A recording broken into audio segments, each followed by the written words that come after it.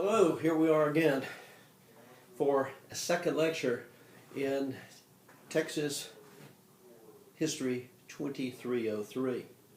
When we met last time, we talked about some general characteristics of the state of Texas, and today what I want to talk about is the early age of exploration. Early age of exploration, you know that Columbus came to the New World in 1492 and established the claim of the Spanish in the New World. The reality is that Christopher Columbus blundered into the discovery of the New World simply because the Portuguese had initially explored down the coast of Africa, and Columbus was a man who was willing to sell his talents of exploration on the sea to any company or any country, that was willing to hire him. And he made the rounds of various European monarchies and finally arrived at Isabella and Ferdinand's domain, Castile and Aragon. And he knew that the Portuguese had preceded him down the coast of West Africa in an attempt to turn the southern tip of Africa over to head to Asia. So Columbus decided that he would sail the opposite direction to the west because he believed that the circumference of the earth was, according to some Greek mathematicians, about a third the size at the equator. The equator, at the equator, the earth is like 24,911 miles, I think, and Columbus believed that he could sail some 8,000 miles to circumnavigate the earth at the equator, so you don't have to travel about 4,000 miles to get to the other side of the earth, i.e. to Asia. So Columbus headed west and he blundered into the New World.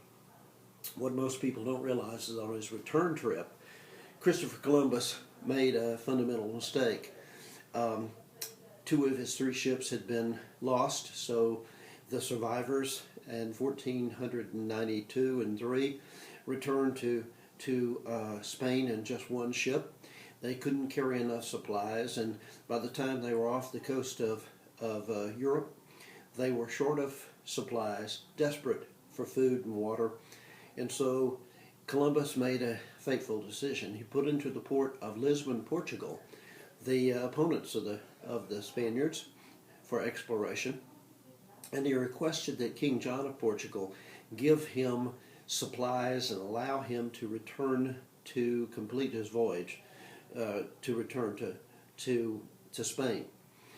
On his trip back from the New World, his first trip, he eventually would make 5. Columbus didn't discover any gold and instantaneous wealth in the New World, so he knew he was going to have to satisfy Queen Ferdinand's investment in his first voyage. And so he brought back some of the Indians of Cuba and some of their handicrafts. And so it was when he landed in Lisbon, Portugal, seeking to be resupplied by the Portuguese.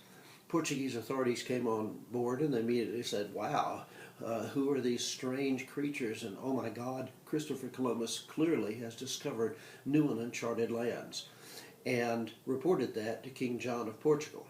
King John's advisors said to him, Your Majesty, if that man completes his voyage, he will be known as the great discoverer of unknown lands. But if he doesn't complete his voyage, if for some reason every single man, woman, child, whatever, whomever on Columbus's ship was killed, then history would record that eventually you and your explorers sailing down the west coast of Africa will eventually get to Asia first, and Portugal will discover new and uncharted lands. His Majesty, John, was seriously tempted to slit the throat of every Spaniard, but he was a Christian, and his Christian ethics said that his fellow Christian needed assistance, and so John authorized resupplying Columbus's ship, and Columbus completed his voyage returning to Spain, sailing literally into the history books as a discoverer of the New World. But John was unhappy, King John of Portugal, and he literally wanted compensation for all of the prior voyages of discovery that the Portuguese explorers had made down the west coast of Africa. And he threatened war if the Spaniards did not at least compensate him for his prior voyages of discovery down the west coast of Africa. The Pope, Alexander VII, Pope of the Catholic Church, intervened, and Portugal and Spain were the two leading Catholic countries of Europe, and the Pope could not afford a war between those two countries. So he brokered a deal which we know as the Treaty of Tordesillas, and I'm making reference to our History Terms 2 list that can be found on the resources under Shriner 1. In the Treaty of Tordesillas, the Pope took the known world, drew a line down the middle of the what is today the Atlantic Ocean. That line looped around the Earth and came out in Asia, and splitting the world into two parts. And according to the Treaty of Tordesillas of 1494, because Portugal had explored Africa with the intent to find Asia, both Asia and Africa were given over to Portugal. But because of the explorations of Columbus and his discovery of the New World, North, Central, and South America were given over to the Spaniards. And so the known world was split between two Catholic nations in the Treaty of Tordesillas of 1494. That basically acknowledges that, acknowledges Spain's right to colonize and to explore further North, Central, and South America. Now, in the period after 1492, Spanish explorers slowly but surely began to explore the Western world, establishing New Spain as her empire in the New World in 1519. In 1519, Alonso Alvarez de Pineda spent and explored for 40 days, spent about 40 days in South Texas at what he referred to as the River of Palms, i.e. the Rio Grande. After he returned to Mexico interior, New Spain, de Pineda wrote a report to the Spanish Viceroy acknowledging that he thought that South Texas was a wonderful place that could be theoretically colonized. But many Spaniards didn't think much of the New World. Indeed, we know that Hernando Cortez in 1519 defeated the Aztecs and helped to establish the Spanish Empire in the New World. And it was 1519 that Alonso de Leon, 1519 that de Pineda, actually the same year that Cortez conquered the Aztecs, did his explorations in South Texas. In 1528, there was an expedition in 1528 that shipwrecked in Florida under Panfilio de Narvaez, and an entire expedition of Spaniards was literally shipwrecked. 400 men under Panfilio de Narvaez in Florida. Of the 400, there were 242 survivors who built 5 small boats out of horsehide, covered in horsehide, and they floated those 5 boats, the 242 men in them, along the Gulf of Mexico, following the coastline, headed to Mexico. One by one, the little ships sank, with the last ship running aground on Galveston Island, in 1530. The survivors who of that last shipwreck shipwreck of the Navarrete expedition. Landed on Galveston Island. Almost immediately they were captured by the Caracuan Indians, and among the Spaniards who were captured by the Caracuans was Alvar Nunez Cabeza de Vaca, the Cabeza de Vaca. Cabeza de Vaca spent 6 years, of captivity along the Texas coast in the hands of the Caracuan Indians, and he escaped with 3 other men and made his way overland to the west and walked all the way across what is today northern Mexico, arriving at the Pacific Ocean in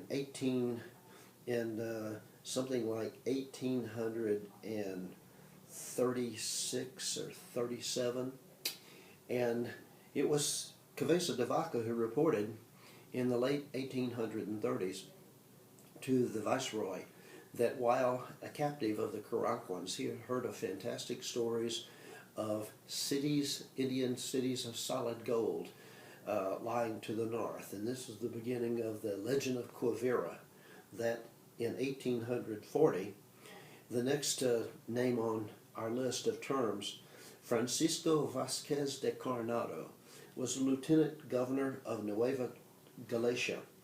And in February of 1840, Coronado led 370 Spaniards and about 1,000 Indians into the northern regions of New Spain.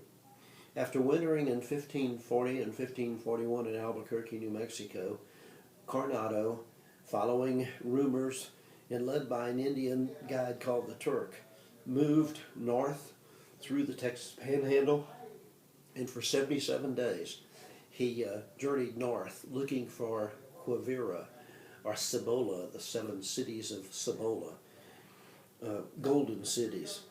He arrived in Quivira, the Indian site of Quivira, or Cibola, and in Kansas, in central Kansas, a little Indian village, and finally, after 77 days of wandering through the wilderness of the Middle America, Coronado killed his guide, the Turk, who under torture admitted that he was simply delaying the inevitable and constantly encouraging Coronado to march even further north. Excuse me. And Coronado eventually made his way back to New Spain. His report to the Viceroy suggested that there was nothing in New Spain's northern regions that was worthy of colonization. About the same time that Coronado returns to New Spain to report to the Viceroy, the Hernando de Soto, Luis de Moscoso de Alvarado expedition arrives at the Mississippi River. De Soto died at the Mississippi River, and his command of his expedition fell to Luis de Moscoso de Alvarado, and Moscoso de Alvarado said to himself, I know that Coronado is wandering around in the interior of New Spain looking for gold, and so Moscoso de Alvarado took the expedition from the Mississippi River and marched east into Texas in an attempt to link up with Coronado. But they stopped when they got to the Trinity River over in East Texas, i.e. near Dallas, and returned to the Mississippi River, floated down the river to the mouth of the Mississippi, and then slowly but surely the Moscoso de Alvarado survivors made their way back to New Spain. And like Coronado, Moscoso de Alvarado reported that there was nothing in the interior of New Spain that was worthy of colonization and exploitation. So the early attempts at exploration was a mixed bag, and Spaniards really didn't much care about the interior of New Spain or Texas, but the Spaniards did make some inroads into the settlement of New Spain. For instance, Juan de Onate in 1598 established Taos near Santa Fe, New Mexico. And then in 1601, Oñate led an expedition exploring into the Texas Panhandle. Santa Fe was well established by 1609, and several missions had been established, including a mission at Saleta, that's Y-S-L-E-T-A, Saleta, near El Paso, established in 1682. And Rupert Richardson, the Texas historian, once maintained that Saleta, Y-S-L-E-T-A, Saleta, became the first permanent European settlement in Texas, starting in 1692. The Spaniards, however, were not really serious about a widespread investment into Texas until the coming of Robert Cavelier Sieur de la Salle, the French trader, man of commerce, La Salle, from Quebec. From Quebec in 1682, La Salle explored the entirety of the Mississippi River, traveling all the way from Canada to the mouth of the Mississippi River. When he arrived at the mouth of the Mississippi River, La Salle stuck a flag of his king, Louis XIV, into the sands of the mouth of the Mississippi, and he declared that all land drained by the Mississippi River, quote, even to the mouth of the River of Palms, which we know as the Rio Grande, should belong to his king, Louis XIV. La Salle immediately packed up his expedition, returned to Canada, following the Mississippi River north back to Quebec. He then hopped a ship and sailed back to France and requested an audience with Louis XIV. Louis XIV believed that La Salle and the French should establish a colony at the mouth of the Mississippi River. And so La Salle, on August the 1st of 1684, in 4 ships, La Salle left France, headed to the mouth of the Mississippi River with 280 eager French colonists.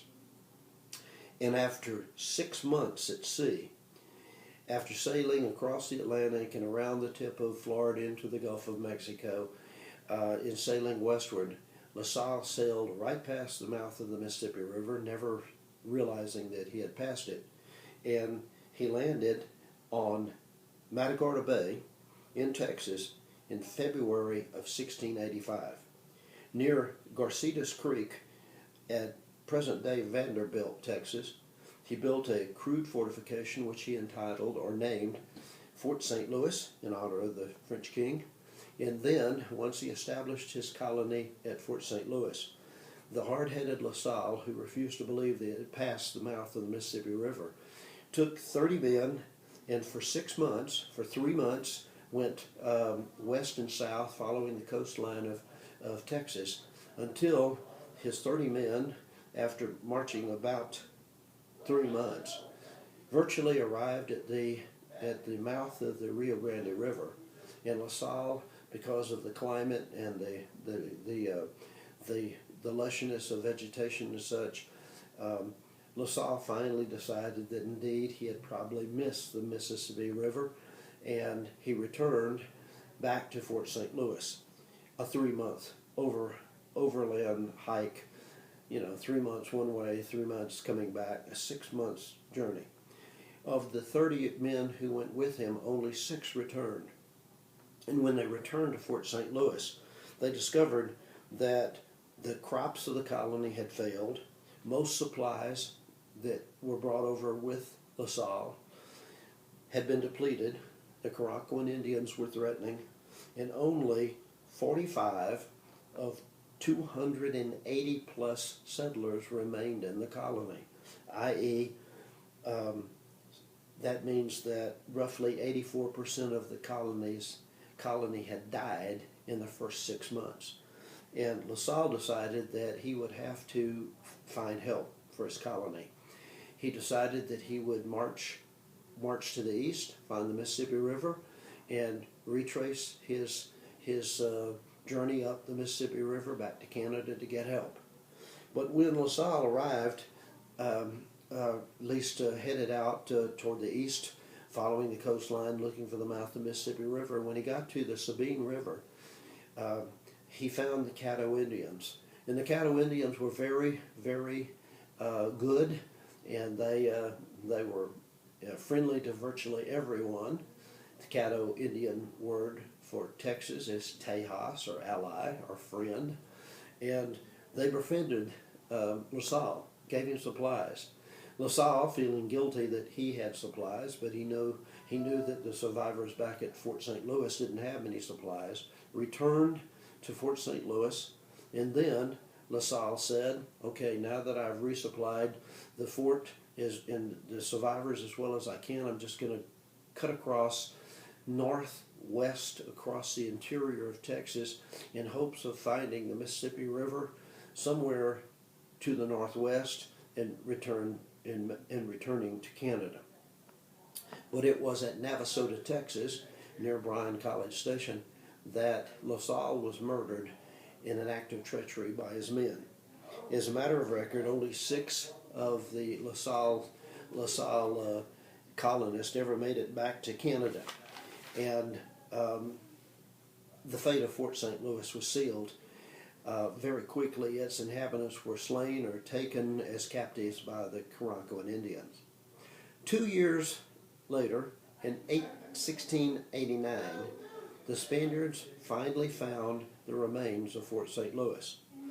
The truth is that as soon as it was established in 1585, the Spaniards had captured some French pirates operating in the Caribbean, and the French pirates, under torture, revealed the existence of Fort St. Louis to the Spaniards, who immediately vowed that they had to find and destroy the French colony. 3 attempts by land and sea failed, but on April the 22nd of 1689, on his 4th expedition into Texas, Coahuila y Bear Governor Alonzo de Leon reached the remnants of Fort St. Louis and learned from 2 of LaSalle's men, who were captives of the Karakoans, that the sad history of how Fort St. Louis residents had finally thrown themselves on the mercy of the Karakoans, only to be treacherously slain and or enslaved by the Karakoans. It was LaSalle's failed attempt that convinced Spanish authorities that they had to defend Texas at all costs. When De Leon reported, De Leon, by the way, unlike others in the past, reported that the area of Texas was a fertile and desirable place. And on his expedition, Father Damien Massenet, a Roman Catholic priest, had accompanied De Leon and had met a Tejas Indian chief and promised him that he would return. And Father Damien Massenet was a big supporter of Christianizing the Indians. A joint petition to the New Spain's viceroy resulted in the petition being approved, and an expedition left Monclova in northern Mexico for East Texas in March of 1690. Father Massenet and 3 other priests accompanied De Leon and 100 Spanish soldiers over to East Texas. They met and the Indian chief that Damien Massenet had promised that he would return on the Trinity River, and then they arrived at Nabadoc, a key village in the Caddo Indian Confederation. Mass was celebrated 12 days later in the first Spanish mission in East Texas, San Francisco de las Tejas. San Francisco de las Tejas. Additionally, another Spanish mission was established nearby, just up the road, entitled, the name of that second mission was Santísimo Nombre de María, So Maria Mission San Francisco and Mission Maria were established in 1690. The following, literally within a week, the expedition departed, leaving 3 priests and 3 soldiers in the first Spanish missions in East Texas. The 3 Spanish soldiers were to guard the 3 Spanish priests against the Indians and the French, who were soon to hold Louisiana. However, the missions did not flourish. The following year, in 1691, a visit by Governor Terán de los Rios and Father Massenet found hard times. An epidemic had killed many Indians at the missions. A priest had died, the crops had failed, and many Indians had grown indifferent about the Catholic religion. And so, in 1693, both Maria and San Francisco, the first 2 missions in Texas, were ordered abandoned because without any real French activity, in 1693 Spanish officials in New Spain decided essentially to close East Texas missions. But even before word was received in October to close the missions, both missions priests had packed up and returned to New Spain. It was a full decade before the French would return to the Gulf Coast, established in Biloxi, Mississippi in April of 1699 and Mobile, Alabama in 1702. And to complicate matters, the French and the Spanish had married and wed the royal families of each. So now the French were related to the Spanish, and the French now occupied Louisiana. But nevertheless, the Spanish, New Spain still didn't want to open their Texas frontier to trade, and that was something that Antoine de la Mothe Cadillac, the French governor of Louisiana, desperately wanted. He was a man that was interested in padding his own personal wealth, and he wanted to trade with the Indians of East Texas. But Governor Cadillac received in about 1711 an interesting letter written by a priest at Father Francisco Hidalgo, who was at the mission on the Rio Grande River called Mission San Juan Bautista. Anxious to return to East Texas, Hidalgo suggested that the French, through Governor Cadillac, help with the missionary work of the Indians of East Texas.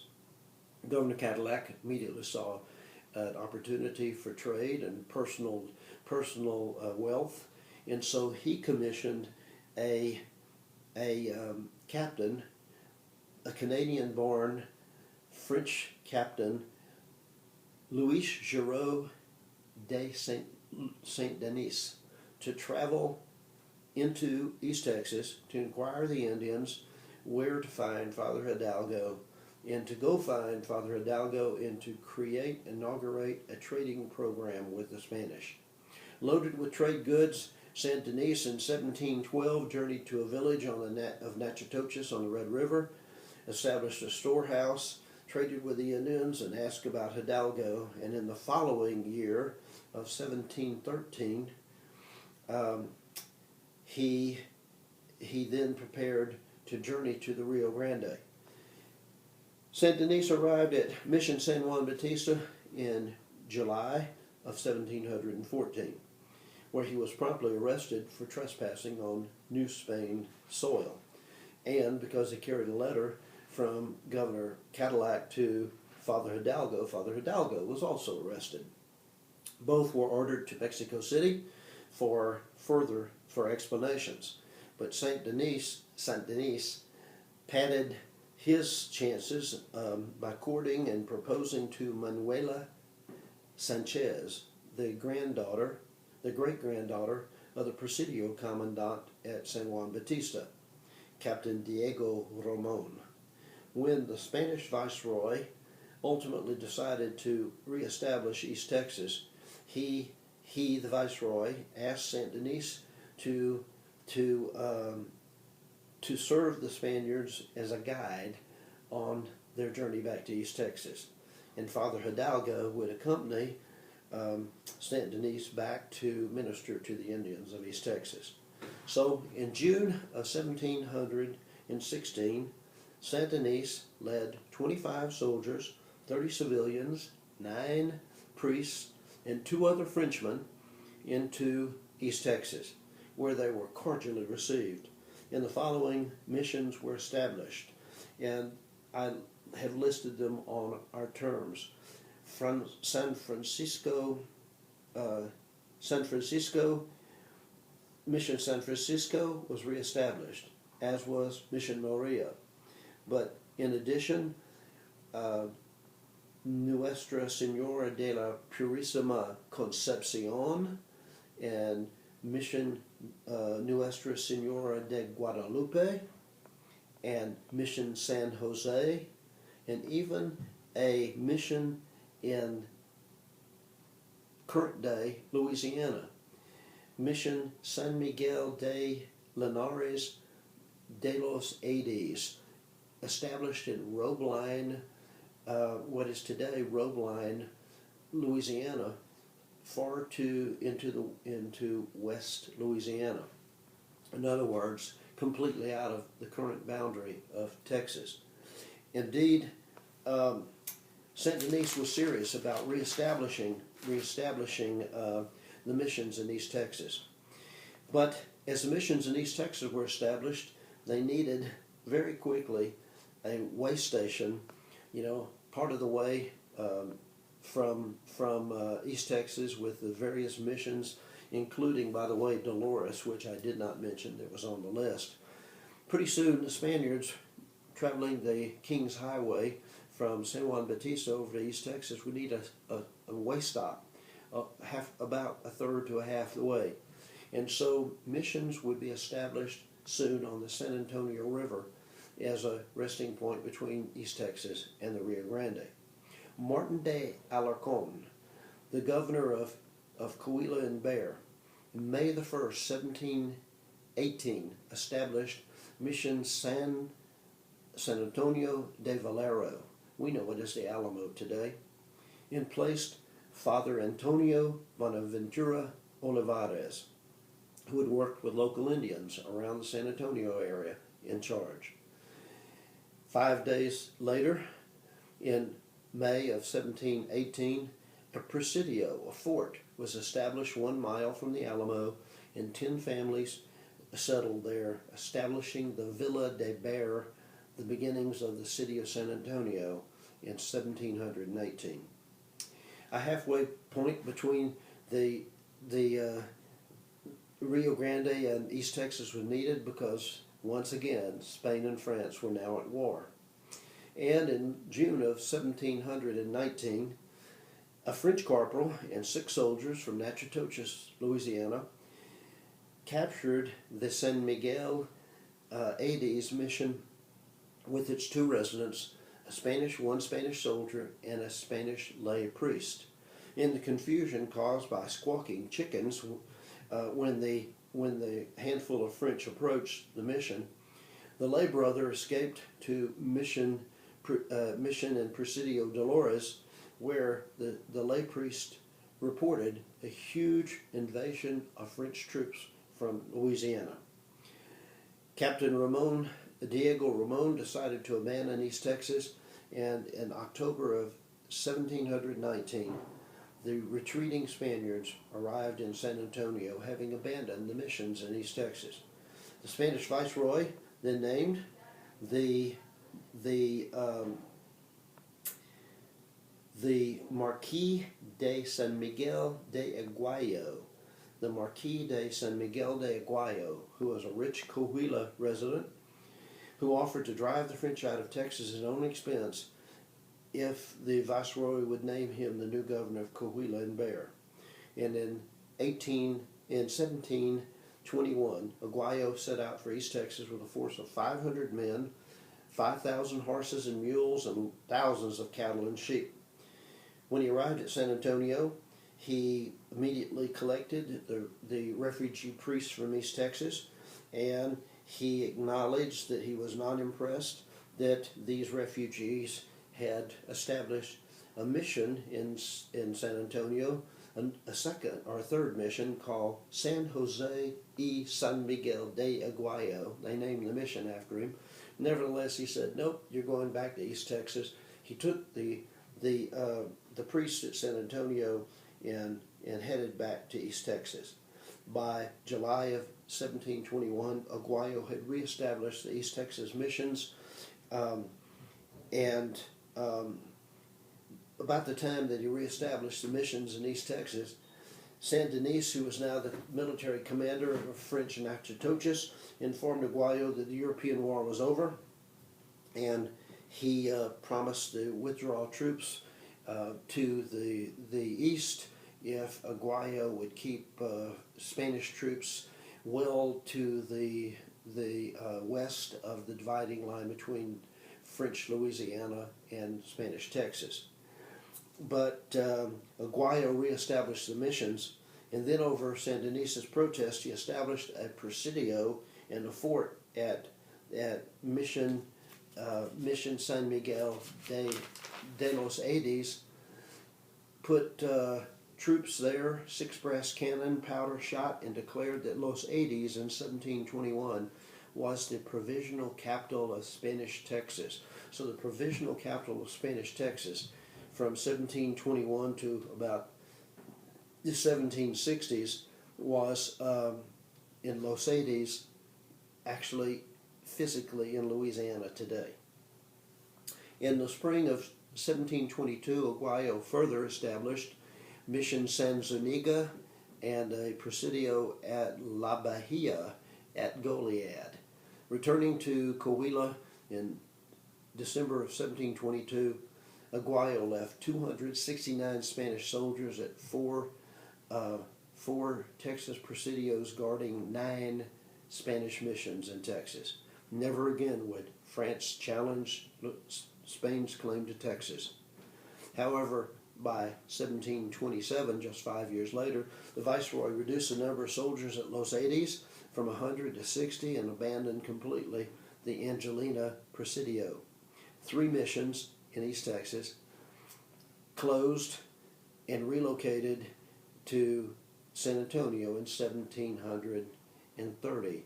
San Francisco, Concepcion, and San Jose closed their doors and relocated to San Antonio by 1730. The truth is that the French and the Spanish held an uneasy peace for a number of years. The Spanish always thought that the French in Louisiana were trying to encroach on trade. When the French in Louisiana traded with the Tavavoyas and the Ocoquizec Indians, they established presidios at Anahuac along the Texas coast and attempted to hold on to the Spanish Empire. The Nuevo Santander, which is the Rio Grande Valley today, was assigned in 1764 to Jose de Escandon, an Indian fighter who led 3,000 Spanish settlers, soldiers, and priests into the region of South Texas, and by 1755, Escandon established 23 settlements, 2 of which, Dolores and Laredo, were in present-day Texas. Dolores was abandoned, but Laredo thrived after 1755. But again, the Spanish attempted to settle various sections of Texas. Included in that was a Spanish attempt to settle northeast of San Antonio and Austin. Along the St. Gabriel River, the Tonkawas, who were harassed by both the Apaches and the Comanches, the Spanish established Mission San Xavier near Rockdale, Texas. And unfaithful Indians, disease, and the murder of a local priest Presidio commander was charged but not convicted, caused absolute chaos. By 1759, the entire Mission Xavier effort was transferred to the San Saba River. At San Saba, there occurred the most ambitious and ill-fated of the Spanish efforts to assist the Lipan Apaches against the Comanches. Fearing the Comanches, the Lipans negotiated a treaty with the Spanish, but an initial mission into Coahuila failed. May the 18th of 1756, the Viceroy ordered a post at San Saba, financed by Don Pedro Romero de Terreros, who pledged financial support for 5 years, provided his cousin, Father Alonso de Terreros, be placed in charge, that the government bear all military expenses, that the government take over after 3 years, and that he be given a monopoly over silver mining rights in the area. It was in the spring of 1757 that Colonel Diego Ortiz Parilla, with 100 soldiers and 237 Indian servants and 6 priests, founded San Saba de la Santa Cruz and Mission Luis de las Amarillas, a settlement on San Saba near Menard, Texas. But the Comanches and the Wichitas attacked with 600 to 1,000 warriors in March of 1758, that killed 10, including Father Terrero and another priest. And finally, Perea took action, leading 500 Spanish troops and friendly Indians, attacking the Indians that had destroyed the San Saba mission. He finally found the Indians up near the Red River, and Perea discovered a force of Comanches and Wichitas located behind a stockade over which the French flag was flying. He attacked in October of 1759, and Perea forces retreated to the San Saba, having abandoned his cannon to the victorious Indians. So the reality is that things didn't go well for New Spain in the early period of empire. And at that point, I'm going to break off, and when we come back next time, we'll talk about political and military affairs and some aspects of civil life in Texas, and then we'll get into the next topic of looking at Spanish Texas and in the period after the French and Indian War, i.e. the Peace of Paris that pushed the French out of out of Canada and off of the continent of North America. For now, let's take a break, and I will see you soon with another lecture, and I'll see you in the clouds. Take care. Bye.